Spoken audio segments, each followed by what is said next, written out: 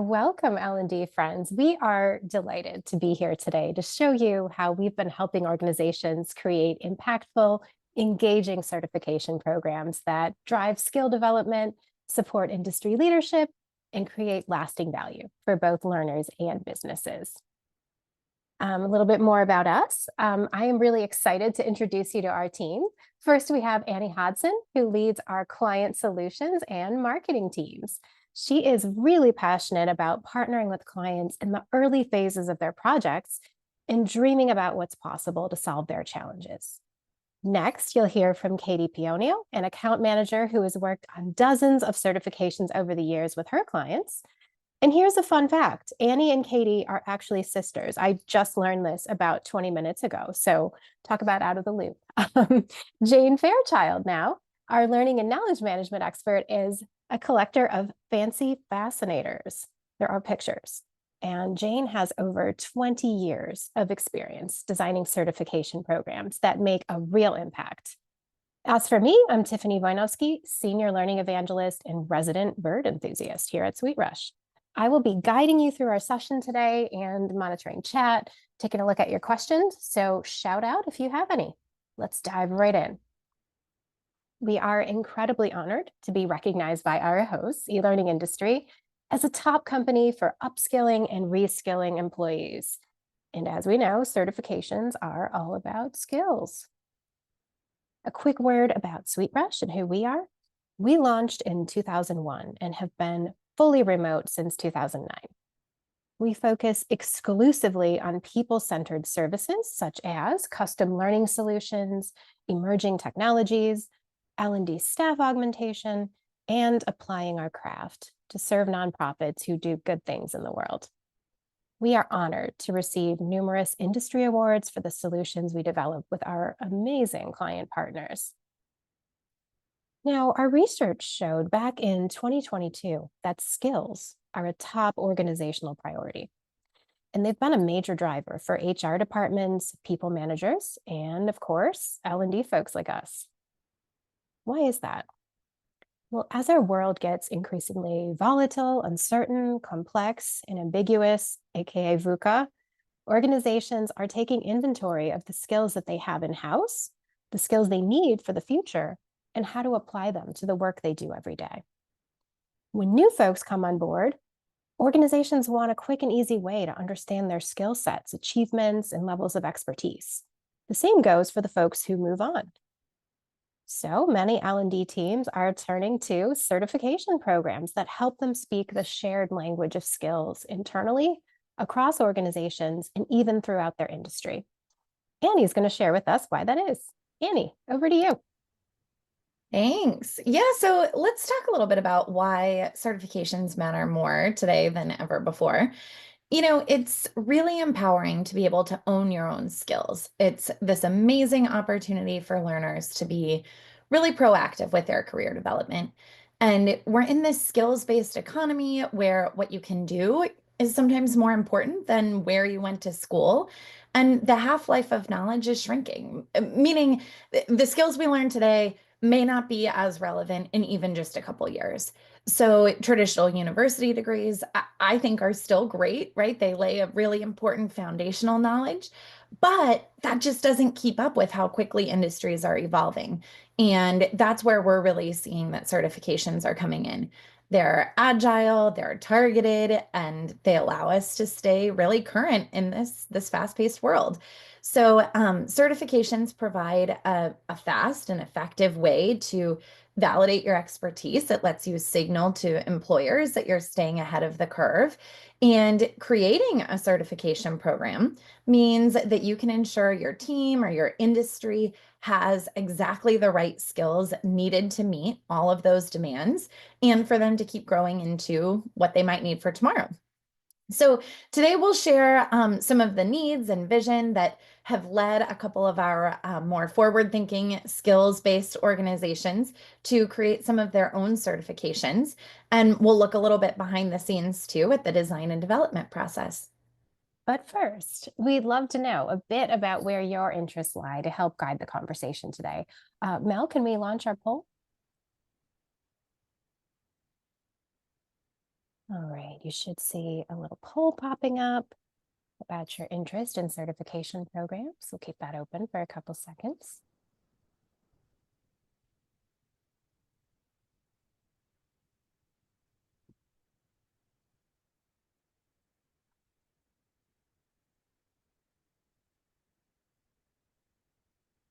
Okay.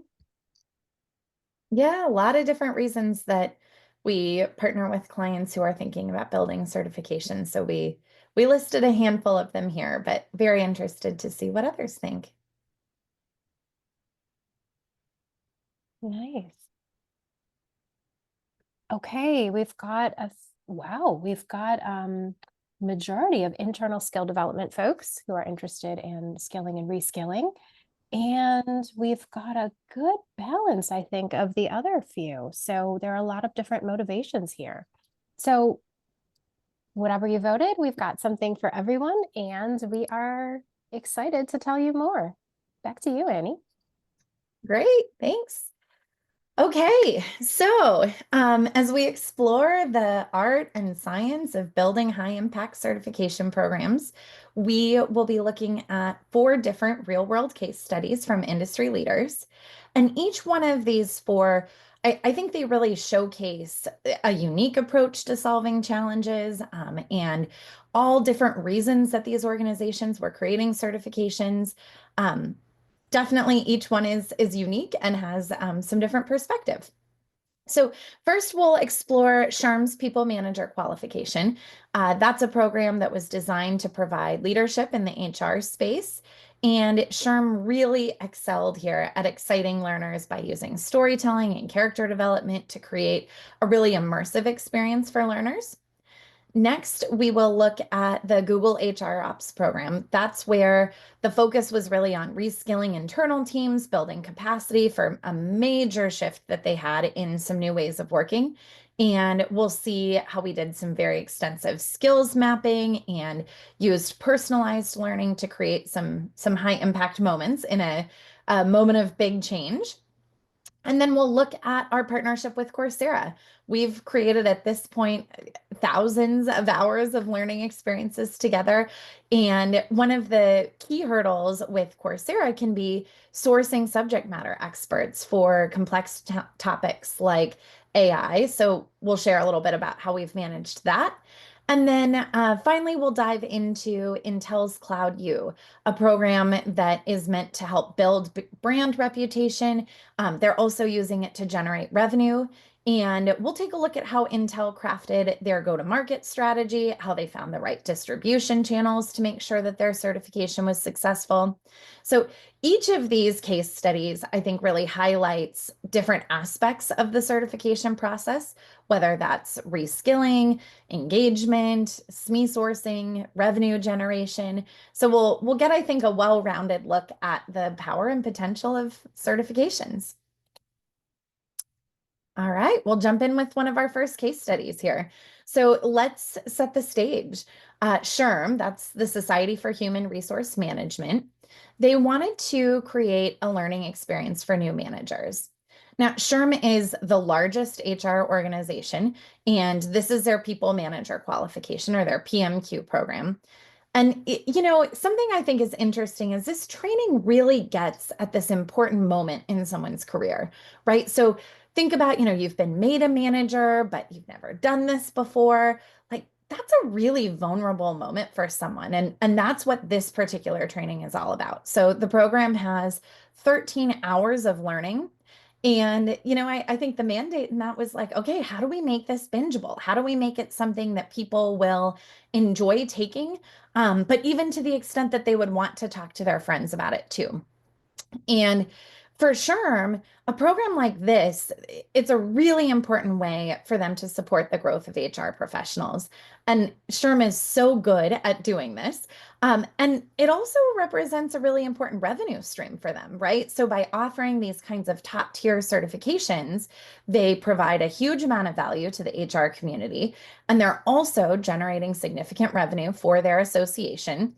And all of that just further solidifies their role as a thought leader and an influencer in the field. When we sat down to work on the design for this, we knew that we wanted to tell a great story. We wanted to really connect people right from the start. And we love to take inspiration from the creative world around us. So we had this idea, what if we follow six friends who are all new managers? They're meeting up at this coffee shop and sharing their experiences. And that might sound a little bit reminiscent of an old favorite TV show, if you know Friends. And this credential program was a play on that kind of story. In the end, we had a cast of more than 50 characters in the program.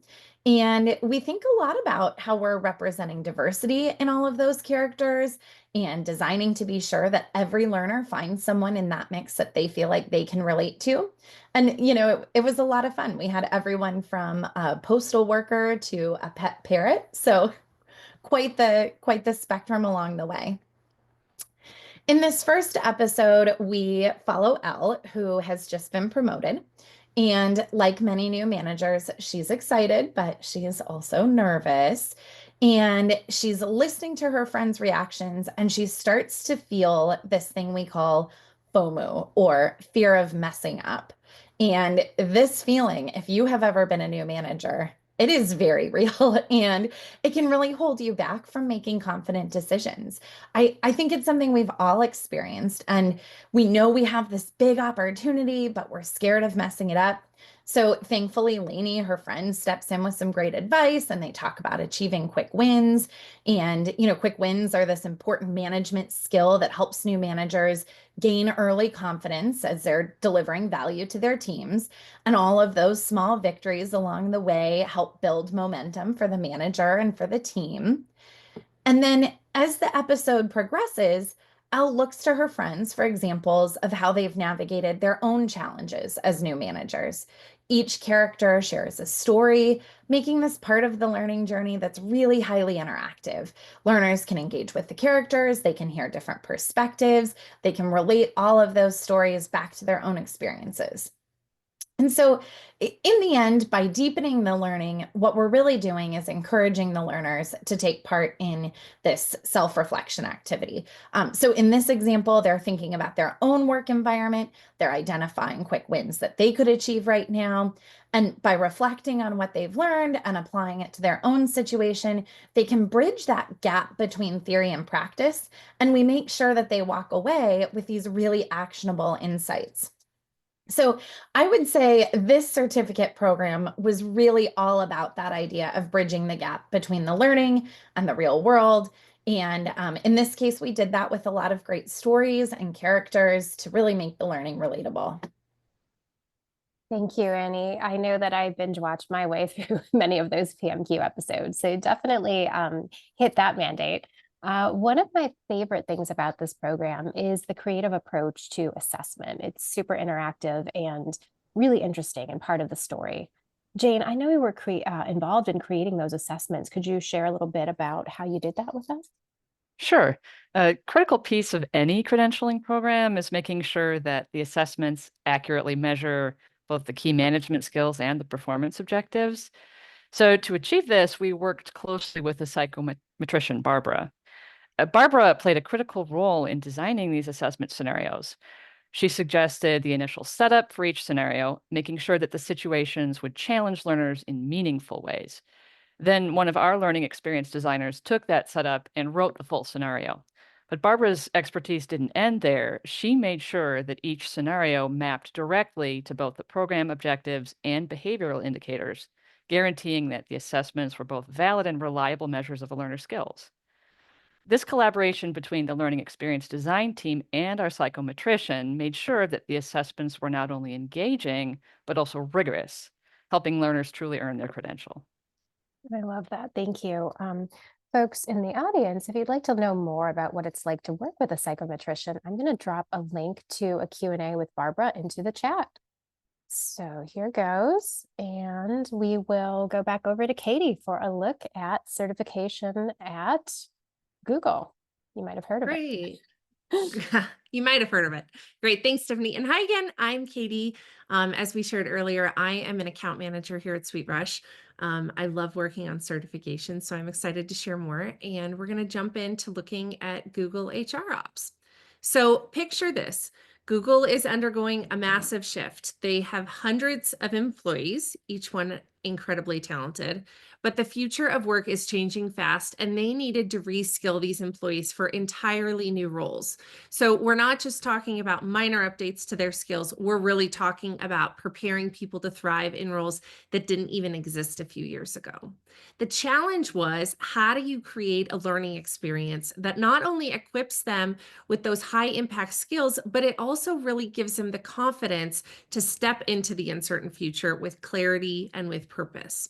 So that's where we came in. We partnered with Google to take on this massive initiative at scale. It wasn't just a project. It was about helping them build the workforce of tomorrow. And if anyone can do that, we knew that it was the thoughtful, creative minds at Google that were up to the task with us. So the first thing we had to figure out was this: where is every single person starting from? Google never does anything cookie cutter. They're way too creative, and they are always inspired to push boundaries. So they needed something that was highly personalized, something that made every employee feel like their growth was being invested in. So we helped them create a personalized development career roadmap. It all started with mapping out the critical skills for each role, everything from technical competencies to their leadership abilities, and then figuring out where each person was on that journey. Every employee ended up with their own custom roadmap, tailored to their unique needs and career goals. Picture it like this: it wasn't just giving them the skills that they needed, but it was about giving them their own personal GPS for career growth. It showed them the most direct path to success in their new roles. And when it came to the learning experience itself, it was definitely not your typical watch a video, take a quiz type of training. We built a blended learning journey that really pulled people in from start to finish. It kicked off with a dynamic, high energy webinar to set the stage and get everybody excited. From there, we integrated personalized learning assessments that helped each employee figure out exactly where they stood, followed by e-learning modules, social learning opportunities, and interactive activities. It wasn't just about learning new information, it was about immediately being able to apply those skills in their new roles. That way they could see the real world impact of what they were learning. The whole process kept employees engaged and motivated, and perhaps most importantly, connected to the purpose of their growth. And what we saw was that by the end of the program, employees didn't just have new skills, but they had this confidence because they had achieved a certification and the results had been really clear. People are thriving now in their new roles. Thank you for that origin story, Katie.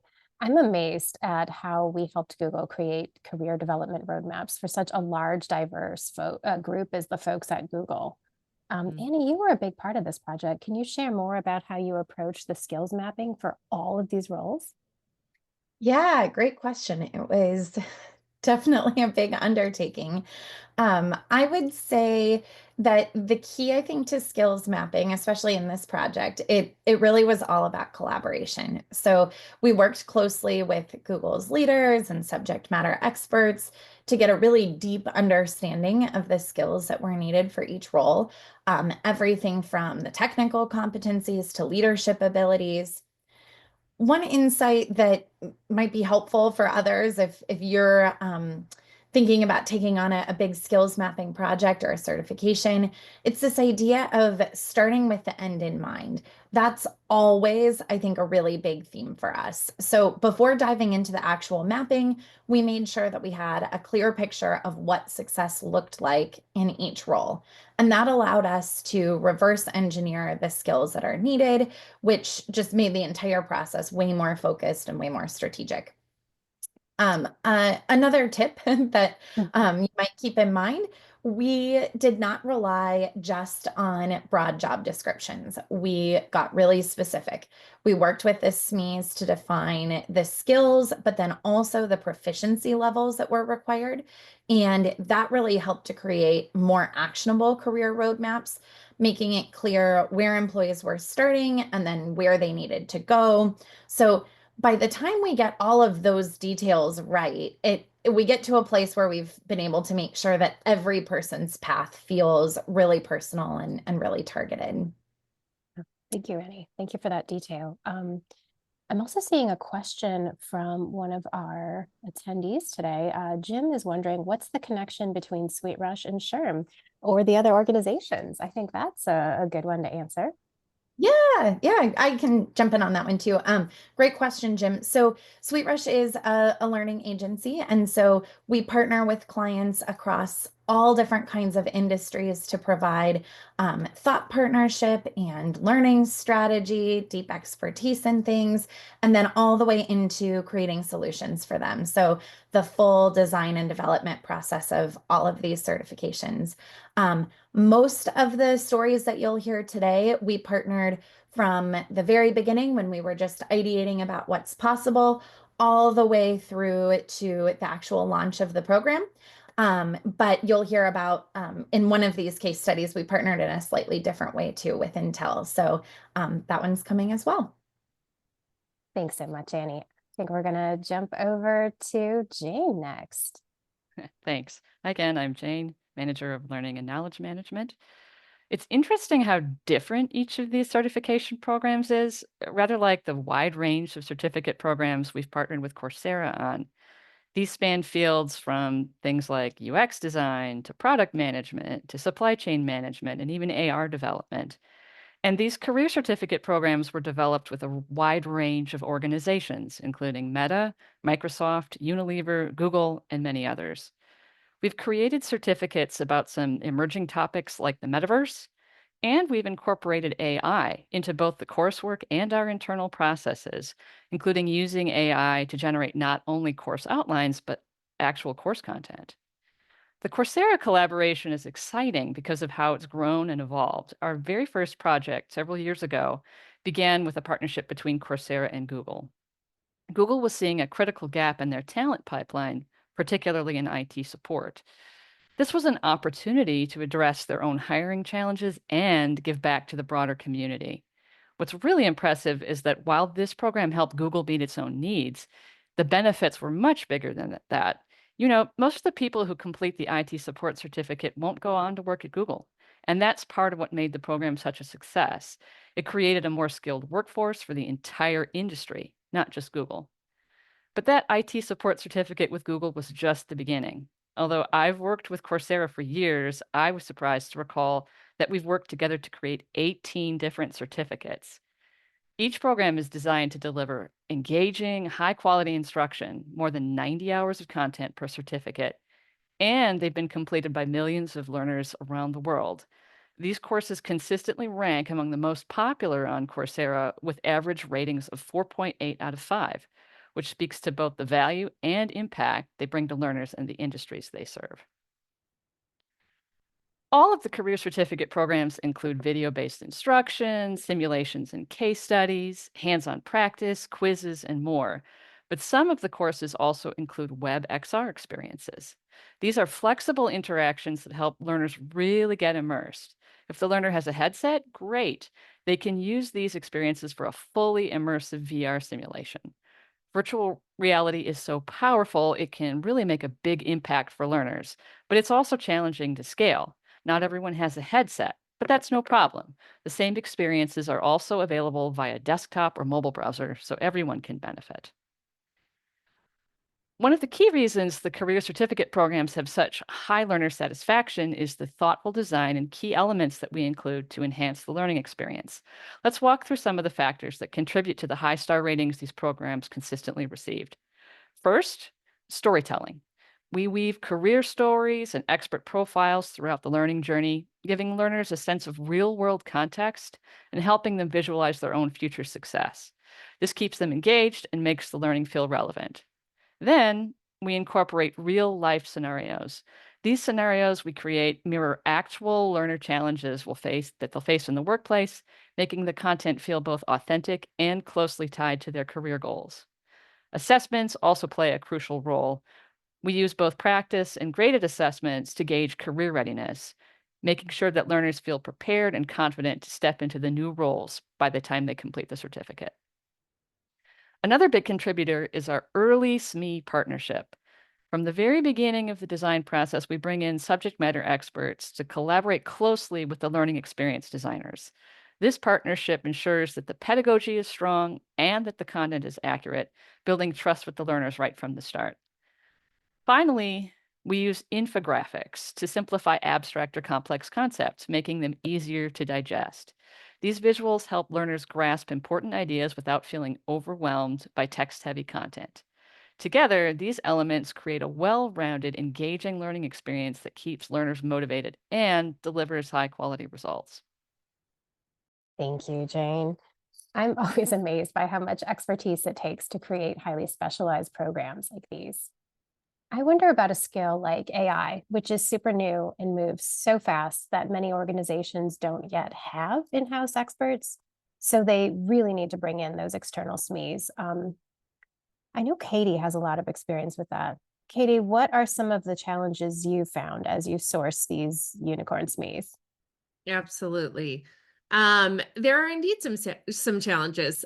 This year alone, we've sourced more than 50 SMEs for placement on projects. When you're creating a certificate, you need experts. So this is very much a critical piece of the puzzle to focus on. So one of our biggest challenges for these complex topics in particular is that they're typically really fast-moving fields. So what's relevant today could be outdated in a matter of months. And because of that, we focus on finding SMEs who are knowledgeable in the now of their field, but also current on the latest developments that will be coming in the future. We also look specifically for SMEs that have experience in conveying their knowledge to a non-technical audience, which is really essential in an e-learning environment. So we've had to find SMEs who aren't only experts in their fields, but they're also capable of breaking down those complex topics into digestible pieces, which is a little bit, like you said, of finding a unicorn. And then one additional challenge I would say is that typically availability and time constraints are very real. These SMEs are often in high demand, and that adds a layer of complexity to the sourcing process. It can make logistics and scheduling a little bit of a challenge. So we've had to really get creative about how to most efficiently collaborate with our team of instructional designers and the rest of the project team, along with the SMEs. So yes, definitely there are some challenges that require we're strategic in our approach, but the end result is that these unicorn SMEs really are a huge piece of why we're able to deliver the high quality content. Makes a lot of sense. Thank you, Katie. And we'll take it back to Annie for a look at Intel, our final project. Great. When Intel set out to launch this groundbreaking cloud certification program, they had this really big goal in mind. They wanted to position themselves as a leader in the cloud space, and they needed to differentiate themselves from competitors like AWS and Google Cloud. Their internal cloud training program had been really successful for upskilling their teams, and so they wanted to transform that into a public-facing, industry-leading certification. And I just have to say, Intel is a fantastic company for us to partner with. We always find they're super innovative and they're really forward thinking. So we were really excited to partner with them on this CERT program. And typically, as I was just saying earlier in the Q&A, usually when we work on projects like this, SweetRush handles everything from the design to the development with a full project team. But this one with Intel was a little bit different. They already have this amazing, highly capable internal team. They were really excited and invested in executing on this vision. So what they needed in terms of support was some extra specialized talent just to help bring that vision to life and to scale it into this, market disrupting certification. And of course, that's where SweetRush came in. So rather than taking over the entire project, we provided like the extra muscle that they needed by placing 12 L&D experts in all different kinds of roles. So things like instructional design and program management, psychometrics. And we didn't just place individuals, we orchestrated this whole phased recruitment strategy that made sure that each role was filled at the right time. So, for example, program managers came on at the very beginning. They helped align the overall project strategy. And then a little bit later, we brought in the instructional designers who helped with content creation.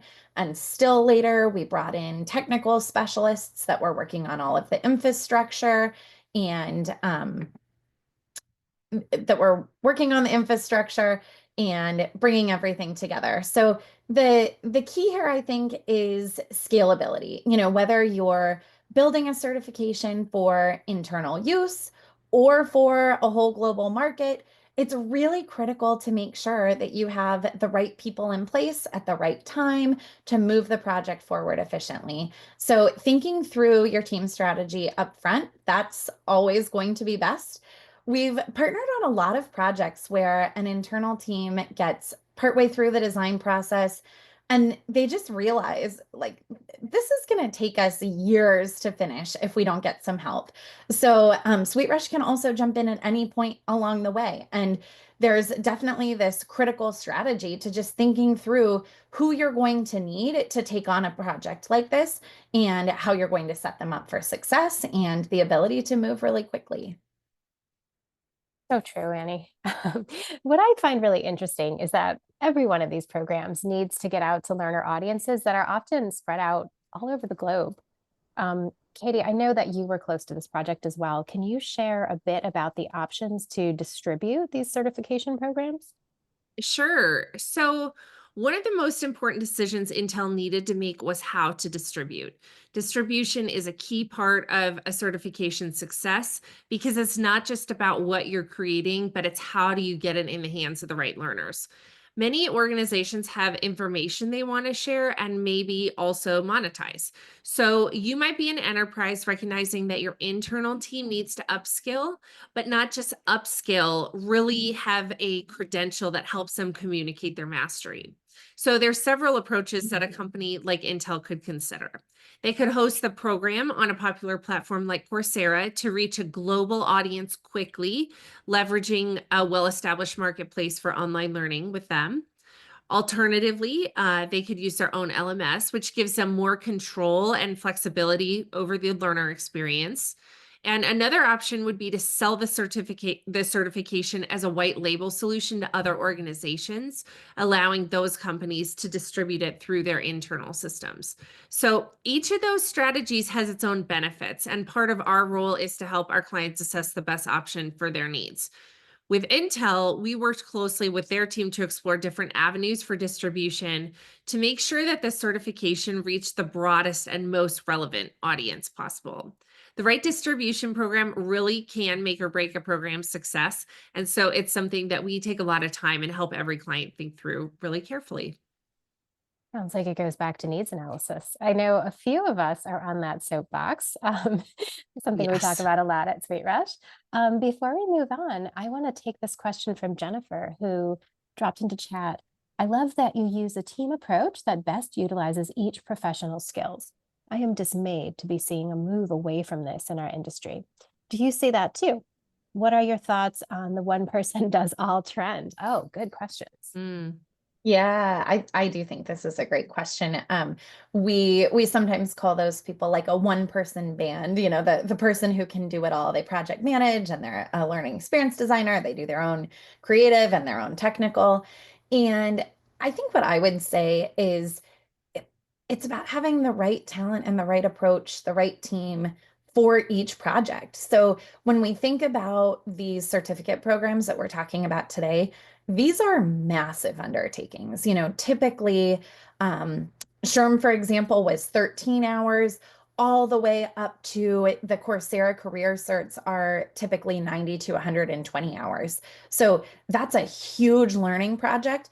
And we have definitely learned when we're working on things large scale, having specialized talent within the team makes a lot of sense. That adds in a huge way to efficiency, letting each person be specialized in their area of expertise. But we also have clients who come to us with smaller needs, maybe an e-learning course or an ILT that they need created quite quickly. The content might already be pretty stable. They're ready to go. They need it in just a couple weeks. And in that case, a lot of the time, just one or two people working to create something is faster and more efficient. It can be really agile, partnering closely with the client. So, I think it's about kind of being a matchmaker and figuring out what the project needs, and then also what's going to connect best with the culture of the client. So jumping back to that Intel example, in that case, they have this really robust internal learning team who had already created the internal version of this certification program, but they needed that extra help to do all of the work to get it ready to be externally facing. And so it was a little bit of a different approach where we were like plugging in extra team members in different places along the way. So lots of different ways that we can do it, and just always kind of thinking about what makes the most sense for the team and what will be most supportive of the client and their business needs. Great. Great. Well, as we wrap up, let's take a look at how everything we've discussed together comes together to create a successful certification program. So, like we talked about earlier, it all starts with beginning with the end in mind. Having a clear vision of what success looks like. Why are you creating a certification program? Is it to build skills in your internal workforce? Is it to build up the industry as a whole? Maybe reinforce your brand in the market? Or maybe you want to generate revenue through learning programs. From there, you want to identify the right distribution approach and partners. Are you distributing internally or with a partner platform like Coursera? Or are you selling it to organizations who will host it on their own platforms? From there, it's about sourcing the right SMEs to ensure the accuracy and relevance of your content. And you'll want to consider the best marketing strategy to make sure that your target audience knows about your certification. We've also touched on the importance of skills mapping and creating skills frameworks to ensure that your certification aligns with the actual real world needs. We design backwards from any exams or assessments that will be part of the certification process. Then, as we do our content collection, we're also working on the high level design. This is where we're thinking a lot about storytelling and characters, and what will engage learners and make the content feel relatable. Eventually, we get to the actual nitty-gritty experience design where we prototype and do development, but this should be smooth sailing because all of the hard work that has been put in up front. We do a lot of user testing and SME validation along the way to be sure we're on the right track and collect early feedback. And finally, after lots and lots of hard work, you're ready to put all of that great learning you've created onto a platform and conduct full QA testing. Marketing and communications ideally have been happening throughout the entire process so that you are ready to hit launch and celebrate your success. This honestly is such an incredible moment every time. We get to take a step back and recognize all the hard work that went into creating a certification. It's an amazing feeling. And on a personal note, it really feels like such a privilege when we get to work alongside amazing organizations like SHRM, Google, Coursera, Intel, and many others on these kinds of projects. Each of those organizations have such amazing talent, and we get to augment that and be part of bringing their amazing vision to life alongside them. So in the end, you're really not just building a certification program. You really are creating an opportunity for people to develop themselves and learn and grow their careers. And that brings us to the end of our presentation. Now let's take a couple of questions. I did see one from Brandon in chat asking, if you don't have access to a psychometrician, where would you advise getting an overview of psychometric best practices? Ooh, that's a good one. That's a good one. I will start by saying, we're here in an e-learning industry webinar, and e-learning industry has so many resources available. So definitely do a search on their site, find, blog posts and previous articles and webinars that may exist around assessment, measurement, and evaluation. I would say additionally, Tiffany put a link in the chat to an interview with Barbara, and she talks about some best practices in that.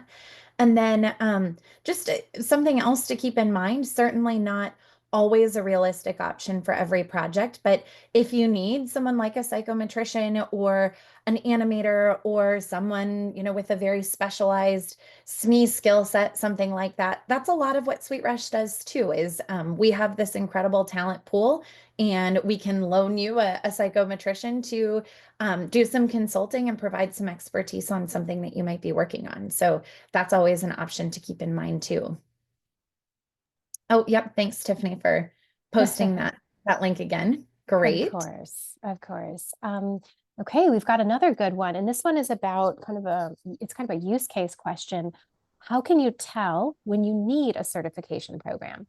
Is it the amount or complexity of skills content? Is it hiring needs? It's a good one. Yeah. Jane, I saw you on mute. Did you want to jump in? Well, there's obviously a variety of factors when when you decide. It could simply be that your industry requires a certificate. It could be that you're trying to teach something really complex, and this is the way to make sure that you're aligning what you're training with the end goal in mind. I'm sure you can jump up with more, but there are so many reasons that you would want to choose something like this. Yeah, and I think part of it is there's a lot of power in taking learning and saying this results in a certificate at the end. You get the stamp that says you now have this skill set. You add the assessment, you make sure that you have validated that someone has that learning. And I think that's really empowering to learners, because then they can own their own learning in their career, and they can go to employers and say, look, I know how to do this thing. I'm up to date on these kinds of skills. So that's really meaningful for both the learner and for employers. And then, yeah, to your other point that you made, Jane, a lot of the time we see that industry associations, like SHRM, or we work with a lot of different medical associations or nonprofit programs, right? And all of those kinds of organizations want to support their industry with upskilling programs. So that can be a big part of it too. I see Arturo's chiming in. It's kind of like a college degree. It's a validation of your knowledge as you grow your career. Yeah, absolutely. Like little mini degrees all along the way in your career journey. So I will also add, typically certifications or certificate programs are more robust. They have a larger quantity of learning. We're seeing this trend of like some mini certs as well. So there are some smaller ones, but a lot of the time when you have a bigger volume of learning, all focused around building skill in a certain topic, that's when a lot of the time we see clients transitioning that and saying, let's turn this into a certification program.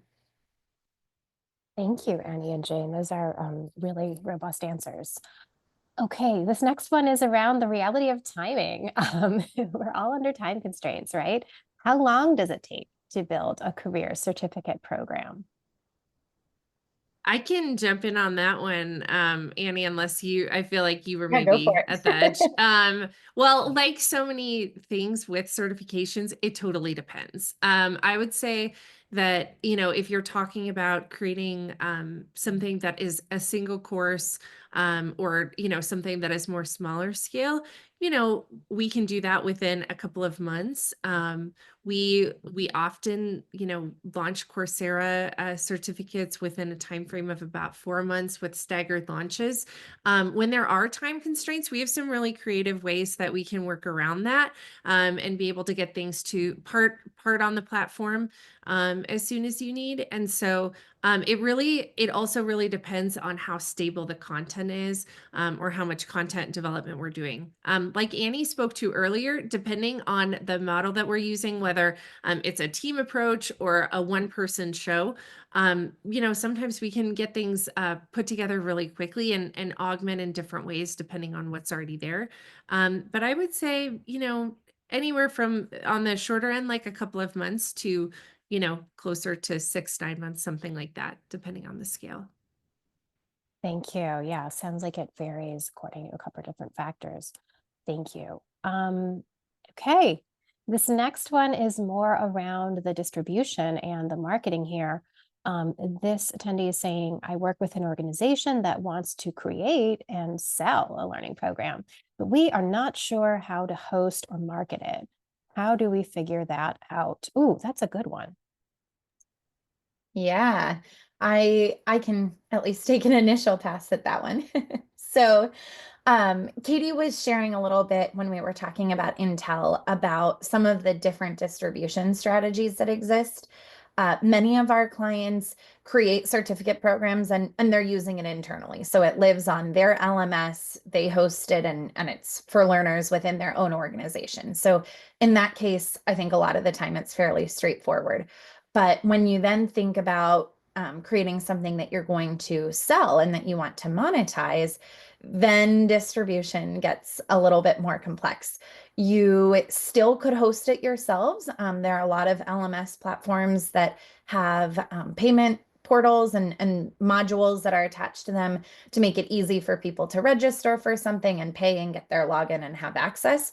So you still can self-host it. And I would say that works really well if you already have access to a real learner audience. So I think of someone like SHRM.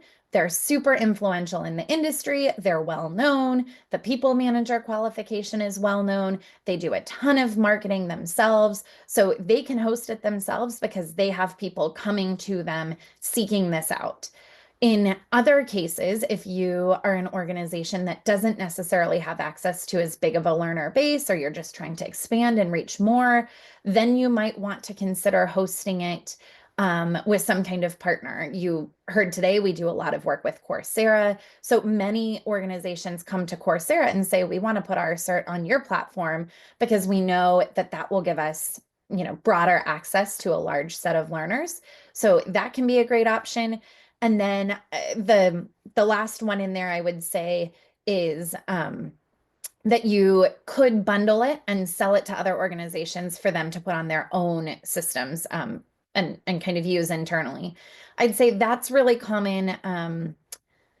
Maybe for some of our medical clients, things like that, where they might create a cert and then they sell it to different healthcare networks and they put it on their own internal systems to make it easy for people to access, and all of the learners use it that way. So a lot of different ways that you could be thinking about this. And of course, SweetRush is always happy to be a thought partner to you as well and think through all of those different options, the pros and cons, your strategy and all of this, your marketing and go-to-market plan.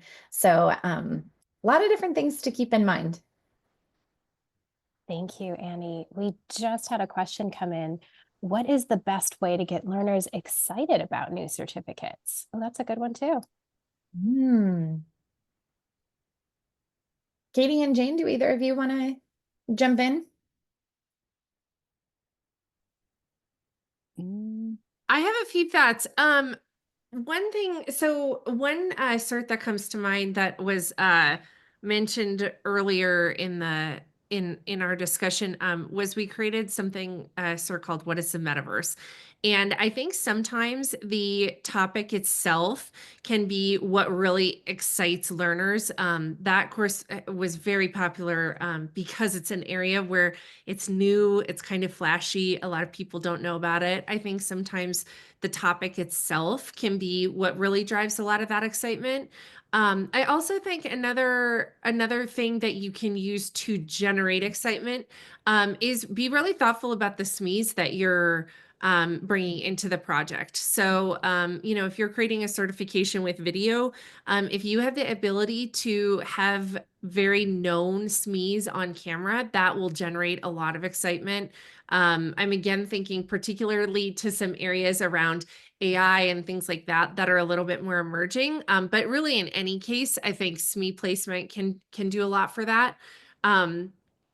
The last thing that comes to mind is making it really clear for the learner what it is that they are getting, like what is the success at the end of this look like. And so a lot of times the excitement is somebody wants to move into a little bit of a different position in their current role or slightly shift responsibility, or maybe they're really looking to make a true career switch. And so I think making those like the end outcomes of like really this is what you have and what you'll have at the end goes a long way in building that excitement. One of the ways that we do that is we really focus on building certifications that have real world and deliverables. So we're allowing learners through the process of the certification to create a portfolio, and that portfolio then can go with them as they interview for other job opportunities afterwards, or to be able to use in their current role. And that that real world application feels really key also for generating excitement. Wonderful. Yeah, that with them is critical, and Mhm. celebrity SMEs don't hurt either, do they? No, they don't. Nice. Thank you for that. Okay, I've got a question here. What kinds of learning modalities should be used in a certification program? Oh, that's another interesting one. Well, this is another you can use pretty much anything that you want, depending on, of course, what is this? Is this in person? Is this blended? Is this online? There are so many different modalities that you can use. You know, video based. You can use assessments. You can use simulations or a case study. We could use in-person cohorts where you're going to continue the journey, the learning journey in a small group. As many stars as there are in the sky are different modalities that you can use for a certification. It really depends on, you know, the topic areas that you're covering, the time that you have to do this, and you know, the method in which you're relaying the certificate, whether it's in person or online, and what your learners, of course, would like. What's the best way for them to meet those performance objectives? Yeah. Got it. Yeah, I would say some of the most common modalities that we see, to Jane's point, it's a huge spectrum.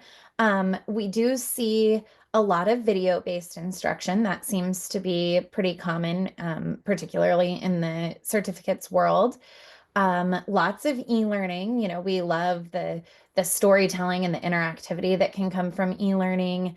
Lots of hands-on projects and all different strategies to bridge the gap from the learning to someone's everyday job. So that's going to be pretty critical. And then Jane also showed earlier in the presentation that we like to try to weave in as many simulations as we can. So that could be a web VR simulation where maybe someone has an XR headset, or maybe they're doing it on a mobile device or on their computer, but they're able to be in a 360 environment and be practicing something. We're seeing a lot of AI simulations as well. So you know, text message style simulations or conversation simulations where somebody can really, you know, free form as if they were in a situation, and then get real-time feedback that's very dynamic. That has been such a cool application of AI that we're really excited about, especially for things like any kind of soft skills, you know, creating opportunities for people to practice. So the whole spectrum, and definitely depends on who your learners are and what their needs are. Thank you. That's absolutely true. The simulations are really challenging. They really do have that immediacy where they put you on the spot. And if you're in that 360-degree immersive environment, yeah, you really feel on your toes. Absolutely. I just want to call out Sarah's comment in chat. Responding to Jennifer, Sarah says the jack of all ID is dismaying because I'm seeing more teams rely on graphics over sound instructional approaches. And she says it's like having a shiny new Cadillac with a Honda mower engine. So sounds like a lot of style, not as much substance. Yeah, absolutely. It goes back to having the right people on the project, right? Mhm. Yeah. Okay. Well, I think we're coming to the end of our time together. I know we've covered a lot and we didn't get to every single question, but we will be answering those in a follow-up article coming to you very soon. If you prefer not to wait, we invite you to connect with us in the meantime. We are all super, super passionate about all things skills and certification, and we would really love to continue the conversation. I will drop our links into chat to our LinkedIn so you don't have to retype our names. And I know I speak for all of us when I say thank you for joining us today. And please do reach out to continue the conversation.